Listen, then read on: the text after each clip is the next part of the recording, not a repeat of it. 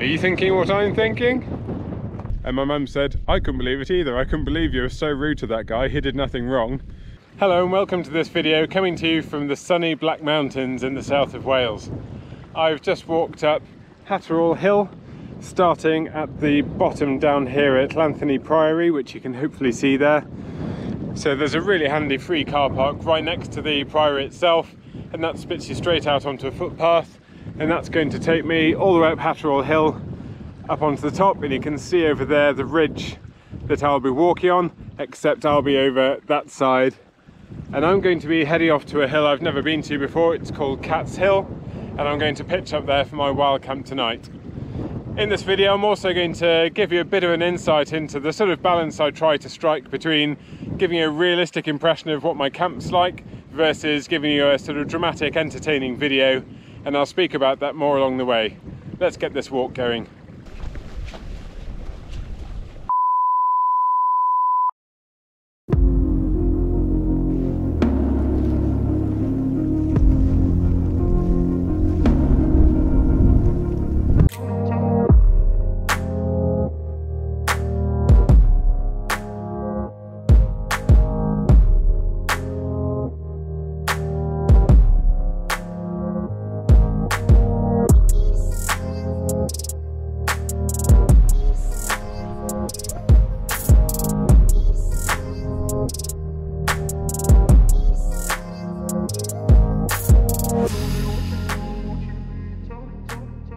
Well, that's got most of the climbing out of the way already for this walk. That first 1.5 miles basically has 90% of the climbing I'm going to have to do today captured within it. So 1.5 miles, 400 meters of climbing, which is about 1,300 feet, and hopefully we are about done. So I'm nearly at the top of this ridge now, which will put me on Offa's Dyke path, and I've just spotted, if I've got my bearings correct, that straight over here, I think I'm pointing to it now, is whinge, and that's where I went for my really snowy, final snowy camp actually of this year, I imagine. 1 month ago, 1 month and 3 days ago. It was -12 on that camp, it's +12 today, so I've got about a 25°C difference between that camp and this camp. And just like that, I'm up on Offa's Dyke path. Here we go.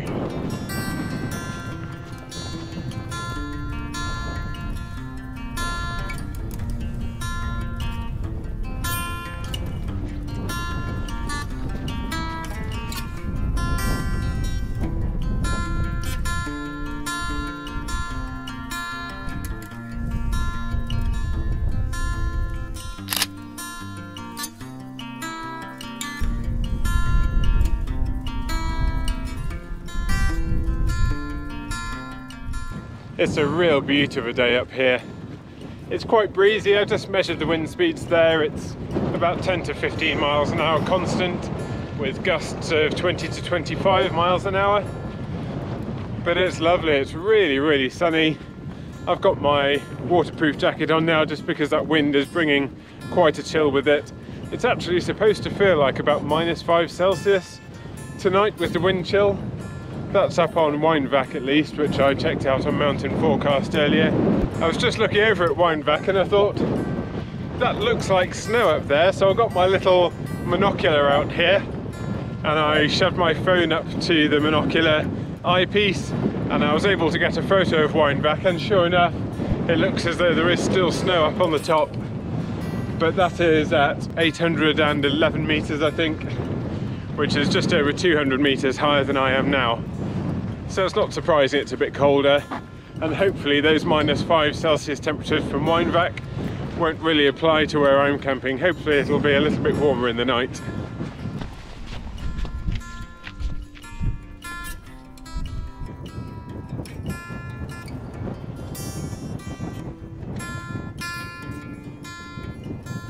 I'll just stop here for a quick chat because I'm sheltered behind this trig point here.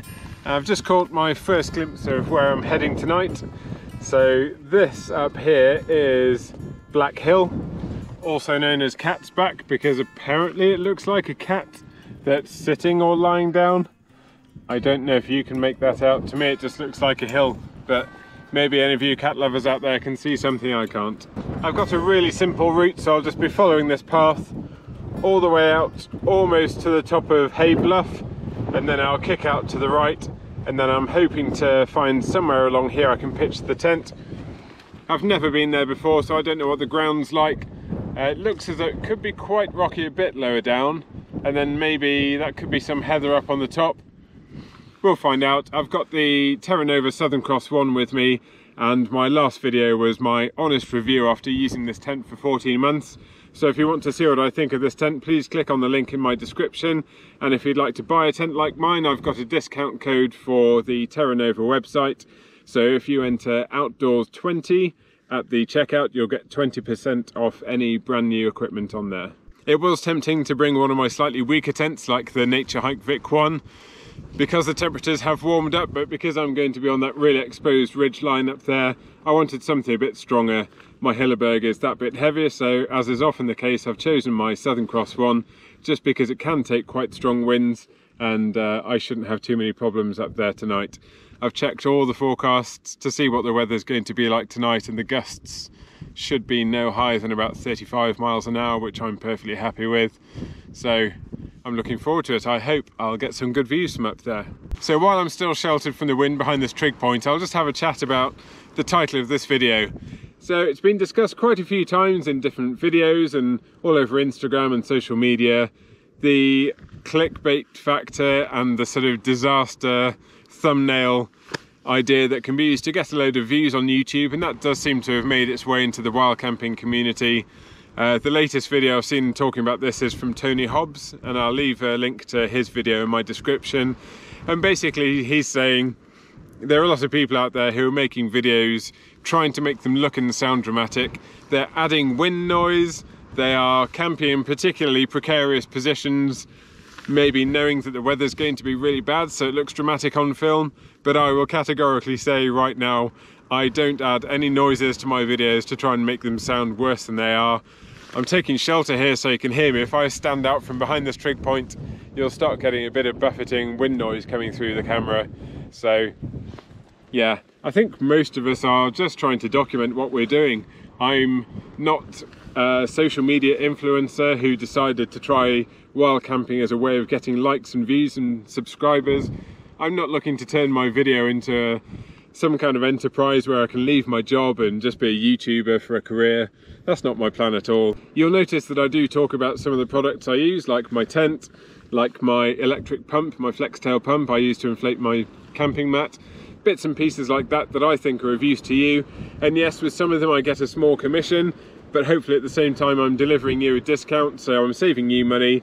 I make a little bit of money, and all I want to do is try to cover some of the costs of running a YouTube channel. The equipment is expensive, the camera, microphones, tripods, memory cards. My computer's needed upgrading once already, and I'm going to have to upgrade it again. I could really do with a website to host some of my discount codes. I could also do with some online hosting so I can store all my files, and I could also do with upgrading my editing software because I use a free version of it. But even though I'd like to do all those things and buy all those things, I'm not going to go camping in dangerous locations and dramatising my videos needlessly, because I really want to give an accurate portrayal of what goes on a wild camp. Not everything is planned. I have a general route. I sometimes have somewhere in mind I want to camp, but really I want to show you exactly what goes on. If there's anyone new to camping, I want you to get a feel for what can go wrong, what can be challenging. A really important one is wind speeds. So if you're going to choose a tent based on the kind of wind speeds it can see, I want to tell you the wind speeds I'm out in. I have a little anemometer. It's not necessarily the most accurate, but I haven't gone out and bought one that will make the wind speeds look as high as possible so that it looks dramatic on video. It's not really worth £100 to me to have the most accurate wind meter out there. I just want to know what's going on, and going by my own inbuilt anemometer, which is basically my skin and my body, I would say that my anemometer is fairly accurate, and it reads anything from the 15 miles an hour I've experienced today to 105 miles an hour, which I saw in the Brecon Beacons one day, and that was just, it was almost a life-changing experience. I felt really honoured to be able to feel wind that strong, and that was a challenge, I can tell you. I was with my friend Luke. We couldn't really stand up over about 70 miles an hour, and then when I was measuring over 100 miles an hour, I was on my knees and one hand. I was trying to hold my arm up in the wind to hold the anemometer still to get a reading, and yeah, 105 miles an hour is the fastest I got. But I would not want my tent to be standing in those conditions. Real world, as far as I know, the highest wind speed I've had my tents in is 50 miles an hour, but I'm quite sure the speeds exceeded that in the Brecon Beacons one night in my Hilleberg solo. I just had to move on there while I was standing by the trig point because some Duke of Edinburgh students came through, wondered what a trig point was, so we had a quick chat. And the girl I was talking to, when her mate showed up, she said, "Oh, this is a thing. It allows you to work out how high the other things are." So if that was you, if you're watching this video, I'm glad you took so much detail out of our conversation.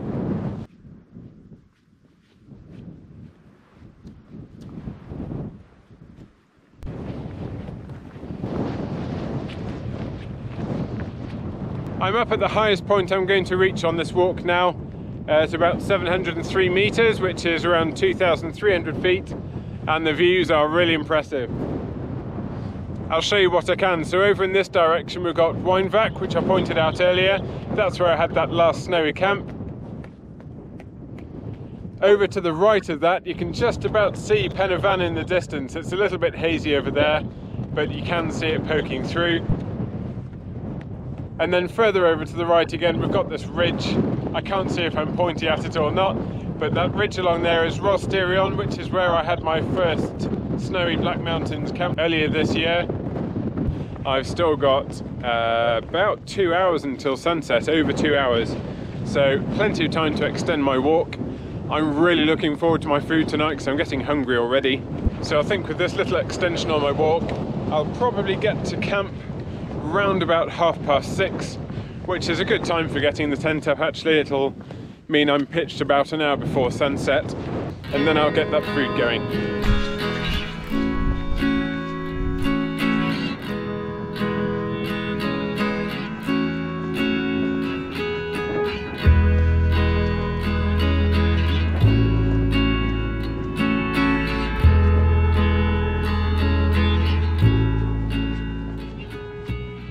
I've had to make the decision not to go to Hay Bluff, and I'm just going to carry on straight to my pitching location. That's because I am using my new walking shoes here. It's a pair of Keen Targi 3s. I finally replaced my Scarpa Vortex GTXs just because they were so worn out. So I've broken these shoes in a little bit. I've done about 20 miles of walking in them, but last weekend I went on a 10-mile walk and I got a really sharp pain in my right knee, which I've never had before. It's on the outside of the knee, and I can only assume it's these shoes. So I was very keen to come out again in them just to see if the same thing happened, particularly with a backpack on, and sure enough that pain has just come back. So rather than extend my walk any longer, I'm just going to carry straight over onto Cat's Back, get the tent up and then take the weight off my knee, because what I don't want to do is give myself any issues getting back to the car tomorrow. I'm on Cat's Back Hill, or Black Hill now, and I've just seen a really good spot for the tent actually. There's this little hollowed section here, so it would be nice and sheltered from the wind, but what I've also seen is quite a few deposits of horse muck around about the place, and we've got some beautiful ponies all milling around here. As pretty as they are, the fact that there's horse poo here means that they probably enjoy this little spot too for getting out of the wind. What I don't want is a horse on my head in the night, so I think I need to try and find somewhere that doesn't have horse poo on the ground, just to give me a fighting chance of not being knocked out by a hoof while I'm sleeping. This is the trig point for Black Hill, or Cat's Back, behind me. What I haven't shown you is me walking around for the last 20 or 30 minutes trying to find somewhere to pitch. So I arrived here at 6:30 as I hoped I would, but trying to find somewhere that's not covered in heather but also is flat and level is proving to be a bit of a challenge at the minute. I'm quite wary of those ponies, as I said, so sorry, my face is getting numb again. Yeah, I don't want to pitch where I'm going to get walked on by a horse, so I'm just going to keep looking and I'll catch you when I've found somewhere.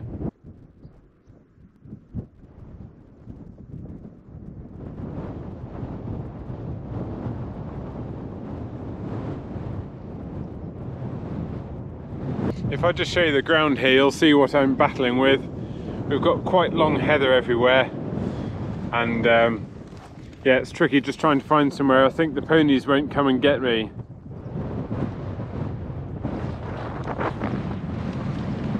Are you thinking what I'm thinking?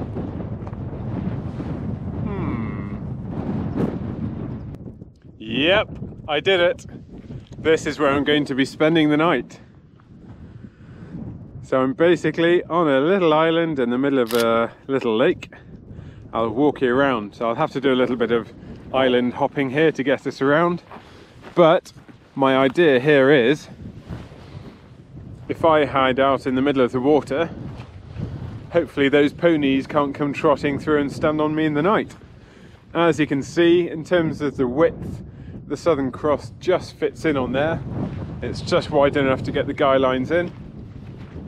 And then if I come around this side, you'll see that in terms of length as well, I don't have a lot of room to spare. So I do sometimes say it's really important to have a tent as small as you can get it, because the smaller it is, the more likely it is that you can find a smaller spot like this where a bigger tent just wouldn't fit in. So this guy line is not too bad actually, it had a fair bit of length, but out on both of the ends, those guy lines are about as short as they could get. Just have to be careful walking around here, because you can see I really have gone right up to the edge of this island just to fit on here. The ground is quite up and down, but I've got the footprint under here to protect the underside of the tent, and hopefully this should not work out too badly, I don't think. I can feel the heather through there, but once I've got my sleep mat on there, it'll just spread out any pressure, so it shouldn't dig in too much. But what a spot is this! Just gonna jump back over here to have another look at my handiwork. I did check the forecast before I pitched here, because we are right on top of Cat's Back here, which means we don't get much shelter from the wind. So as you can see, the tent's taking a little bit of wind now, but I think the gusts are probably not even 20 miles an hour.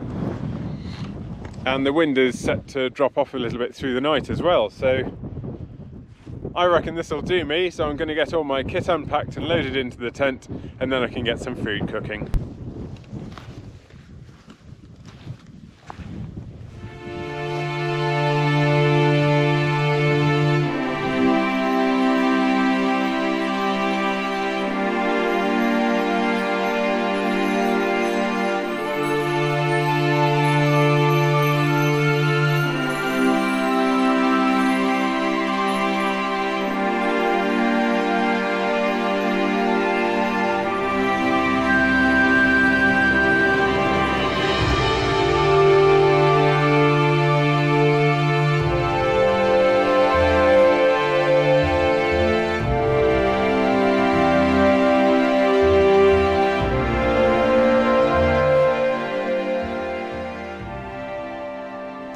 Okay, well I am all set up now. Got the tent up, got my gear in here, had the drone in the sky, so hopefully you've seen some of the shots from round and about here. It's really, really cold actually, surprisingly cold. It looks lovely and warm and sunny, but the temperature is dropping. My fingertips are quite numb now, so I'm going to get some hot water on the go, and I'm going to get my dinner and pudding cooking. And I've also got some flapjack for afterwards, and a little mini Easter egg as well.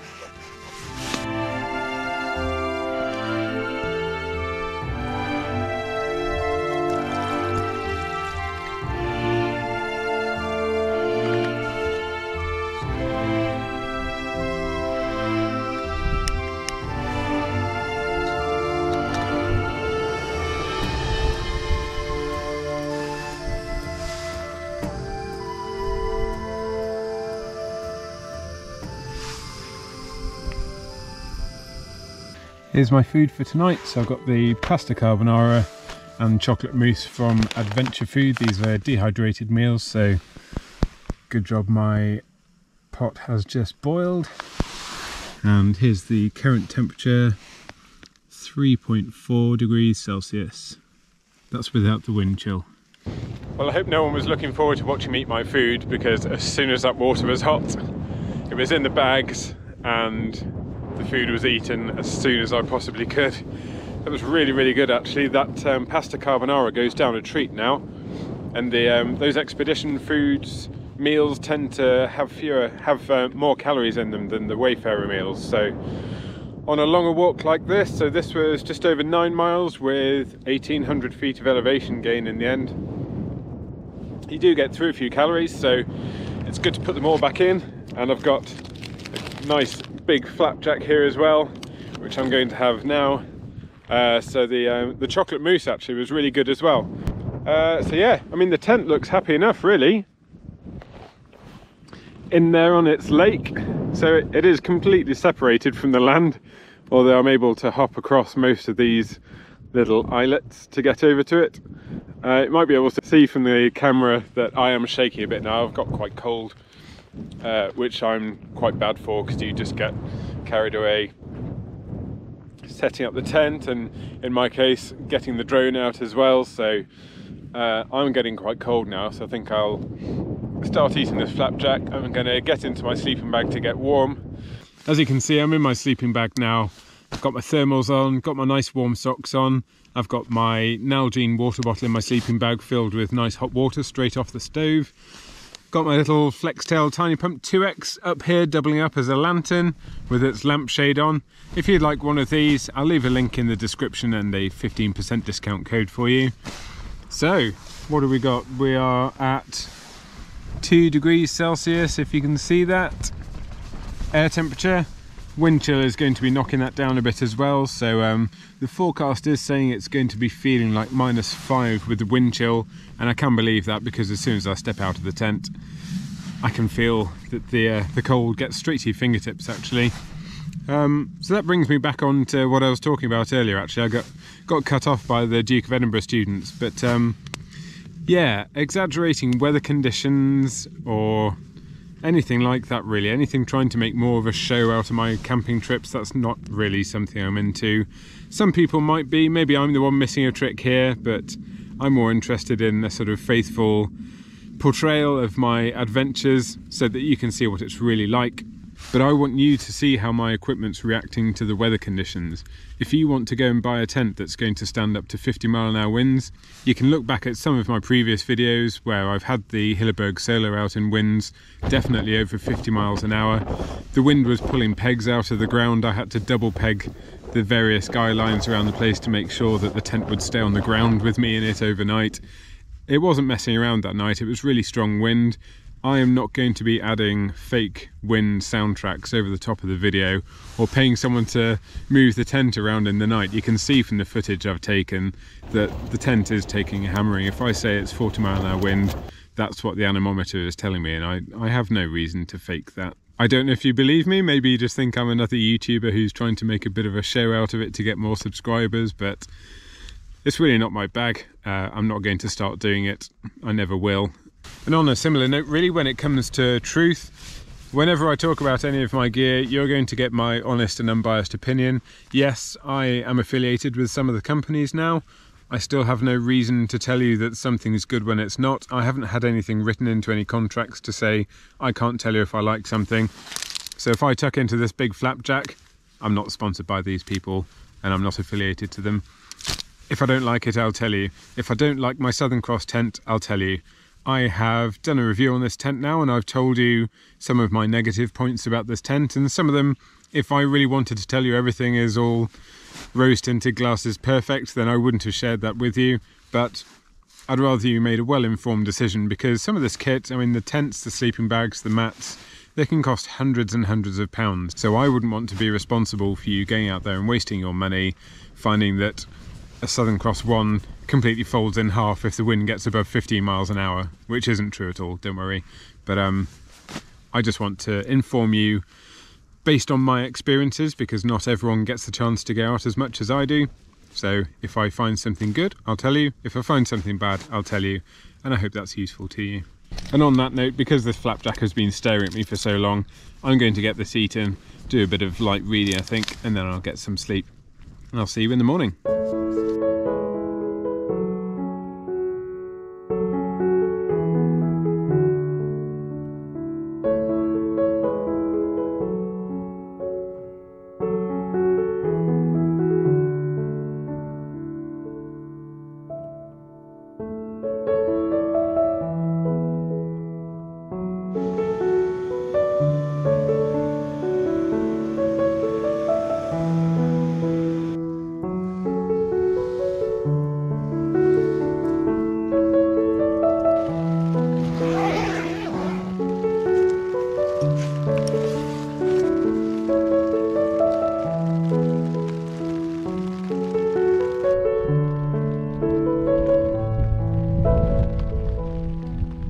Good morning, it is round about 7:30 now. It's a bit of a rainy morning, it's a completely different day to yesterday. The forecasts were all conflicting for today. Some were saying it's going to be quite sunny up until sort of 2 p.m.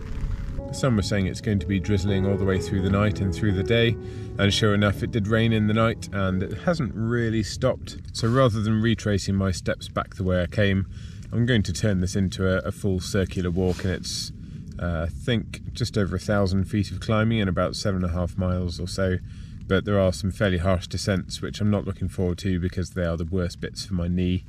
I think all I can do really is take rests every now and then if I need to. Bit of a nuisance really, because I just want to look forward to the walk, but I know it's going to be a bit of a hard one, this one. But I had a pretty good night's sleep. I think I had about 6 hours, something like that. And pitching here on my island did the job. I didn't have any ponies visiting in the night, so maybe that's one I need to remember in the future. But I'll get myself packed up now and drop the tent and head on my way.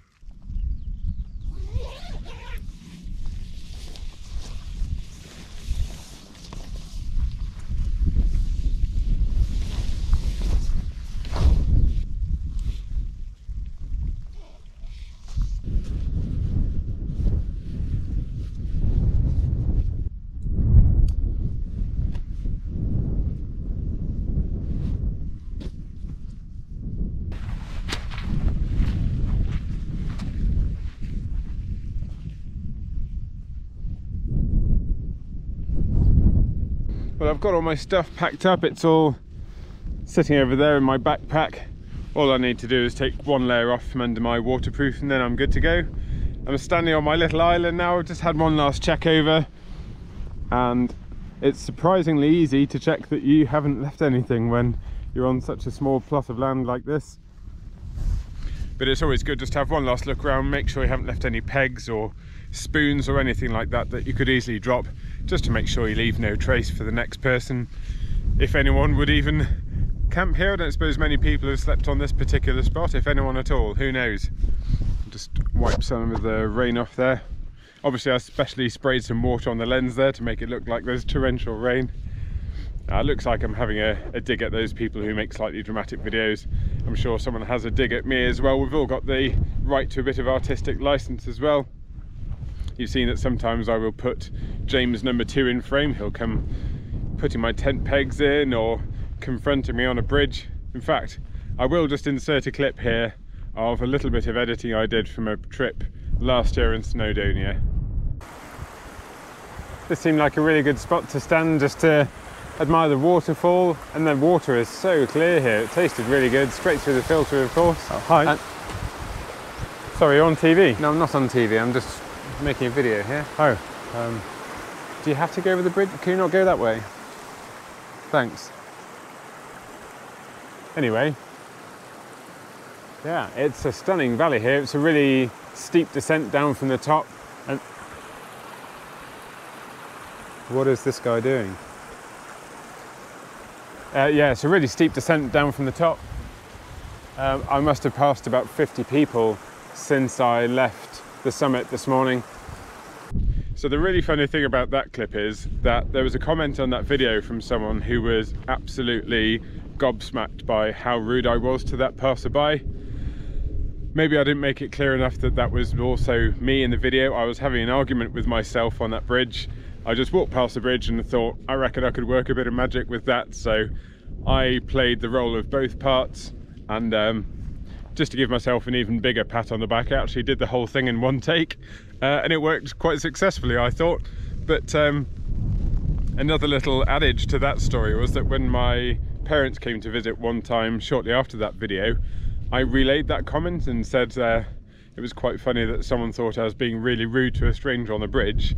And my mum said, I couldn't believe it either. I couldn't believe you were so rude to that guy. He did nothing wrong. And it turned out that she was so embarrassed and angry that she hadn't actually said anything to me because she didn't know what to say. So yeah, I was able to set the record straight, and I think we're on good terms now. So sorry Mum, that wasn't really me just being rude to some complete stranger.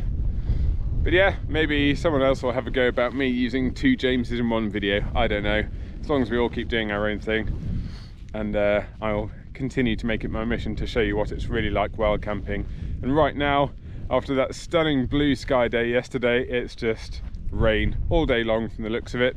The cloud is kind of coming and going a little bit. I was just cleaning my teeth there, and yeah, sometimes I have views off both sides of this hill because it's quite a sharp sort of spine ridged mountain, hence being called the Cat's Back, I suppose. But right now it's covered in cloud, I can't see a thing. I've got about a 7.5 mile walk back to the car, I think, so fingers crossed that goes okay. Okay, well, after all that talk about people dramatising their wild camping videos, I am not having a great time of it on this walk back. So I did think I'd be ending the video when I talked to you from up here, which is where I camped on the top of the Cat's Back. But this knee pain has really come back with a vengeance, so I actually spent the best part of an hour just at the bottom of the Cat's Back trying to get hold of any taxis who could take me back to my car, which is a 15-mile drive away, or about a 7.5 or 8 mile walk.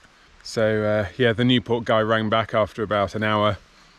He priced it up and it was going to be over 70 quid to get me back to my car, and that stung nearly as much as my knee. So yeah, on that basis I've decided to carry on, and I now have to climb all the way back up onto the top of this ridge here, onto Offers Dyke Path, and then I'll follow that along. But I've got that 1400 foot descent, I think it is, straight down to the Priory where my car is, and that's just going to be horrible. It's really quite slippery on the way down as well, and these new shoes aren't giving me a great deal of grip. Yeah, grumpy James today. This one is going to hurt, and I've got about 5 miles to go with a lot of climbing and a lot of descending to come. So regrets for walking so far in the first place. Knowing that my knee hurt on that previous walk, I just thought, well, if I keep it to about 7 miles, which is when it started hurting last time, hopefully I can also walk the same 7 miles back. But I was banking on it recovering through the night, and it's only improved by about 20% through the night.